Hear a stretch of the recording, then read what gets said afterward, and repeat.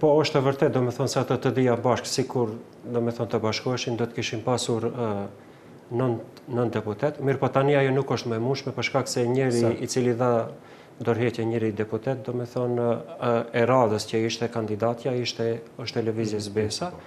Edhe njëri dëshkoi ambasador? Po, edhe do me thonë tash Zoti Taravari kur doli nga Vleni kishte 5 deputet, mirë po nuk shkoi as 3 ditë apo 4 ditë, se disa shkon ngelin me 3 deputet, edhe në momentin kur doli atëherë Vleni mbeti me 9 deputet. Edhe këtu BDI-ja mendoi filloi ta përdorë një retorik të gabuar politike, fillon që të thonë se nuk mund të ketë legitimitet një parti, një koalicion që ka vetëm 9 deputet. Mirë po, ajo shkurt pa mësia tjere u pasi me njëherë ato prej 9 të bojnë 11, edhe do me thonë politika ato opozitare nuk bëjnë kështu me numra, për shkak se legitimiteti nuk varet nga numrat e deputetve, por nga votat, do me thonë në kutitë e votime që janë marë, për shkak se jemi të gjithë dëshmitarë se gjatë historisë e parlamentarizmit të të ne ndodhin ato lëvizje, mirë po ato nuk duhet të dëmtojnë legitimitetin.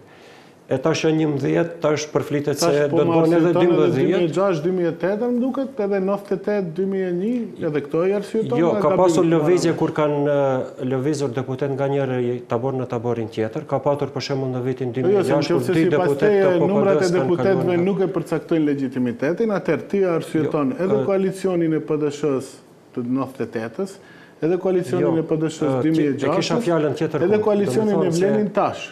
E kisha fjallën se pasi konstituat parlamenti, do me thonë lëvizjet të cilat bëhen nga njëri tabor në taborin tjetër, nuk duhet të delegitimojnë votën që është në kutitë e votimit.